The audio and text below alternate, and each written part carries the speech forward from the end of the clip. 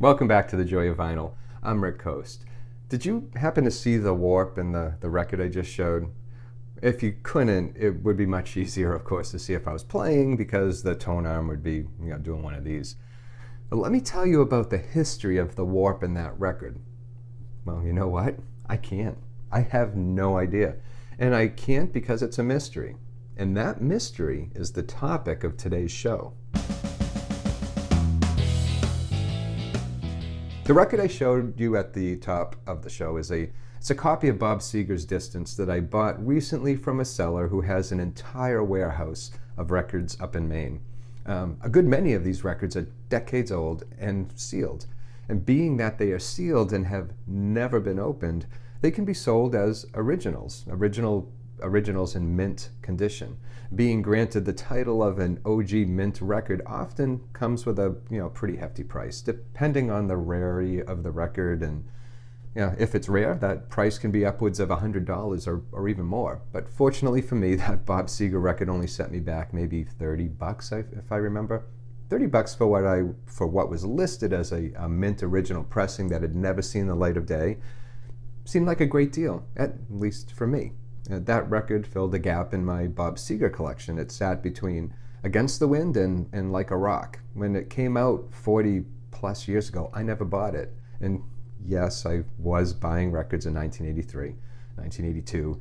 But to be fair, my allowance went to Ozzy and Judas Priest back then. It still does when they release a new record. But anyway, back to the Bob Seger record and the warp. When I came across the listing on Discogs, I was happy to spend a few bucks for a record that had never been opened and that I wanted. And then, well, that. Did I complain? No, of course not. It's not the seller's fault. It's a legitimate mint condition sale as far as the packaging goes. What's inside? Well, that's anyone's guess. A mint sealed record that's decades old is like a mystery bag. The expectation is high, but when you open it, now, I am talking decades old sealed records. I'm not talking about new sealed records. New sealed records, well, that's an entirely different set of woes. I'm not going to go over the whole thing again. You can see it in another video. Well, the point I'm trying to make here is to just kind of be aware that buying a sealed mint record is not a guarantee that what you receive will in fact be a sealed record in mint condition. Does that make sense? Again, it's not the seller's fault. With sealed records, it's kind of the case of buyer beware. You're throwing dice and hoping to avoid snake eyes. So what actually happened to that Bob Seger record? Like I said, I have no idea. I'll never know. Until it reached me, that record has been sealed for 40 plus years, 41 I think. Who knows where it's been in that time? It could have been in another warehouse for a few years. It could have been sold to someone, stashed away in a hot tin shed that sat on a hillside in Alabama next to a fire pit. Maybe it sat beneath someone's bed in a box next to a radiator, alone and forgotten until the house sold and someone rediscovered it and sent it to that warehouse in Maine until it reached me. Warped. You can make up your own story. Any number of things could have happened to it. The same can be said for every other sealed mint record that's decades old. And unless your grandfather bought it sealed and kept it in a hermetically sealed room, you can't be sure it's not warped. Well, you know what? Even if it was in a hermetically sealed room, you still can't know its condition because both it and the room are sealed. That record is like Schrodinger's cat. Until the seal's broken, it's both in mint condition and in poor condition. It doesn't collapse into one or the other until you set eyes on it. And that's the key, maybe, to solving the mystery of the universe. Set eyes on it.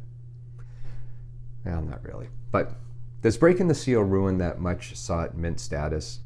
Well, maybe. So this is my rule of thumb now when it comes to sealed records. It's just my gut take on it. If a sealed record is more than, say, a decade old, I tend to avoid it. There's no science in that. I haven't done any statistical studies on it. Bad things can happen to a record that's less than 10 years old. It's simply that less bad things can happen to it.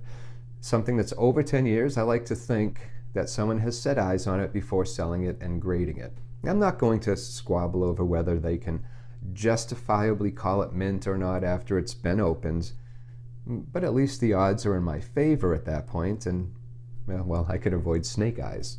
So these days, when I'm looking to fill a gap in my collection with a record that was pressed back in the 70s or the 80s, I tend to focus on the near mint offers from sellers with good track records. At least I know someone before me has looked at it. So I'd love to hear your experiences and your thoughts on this.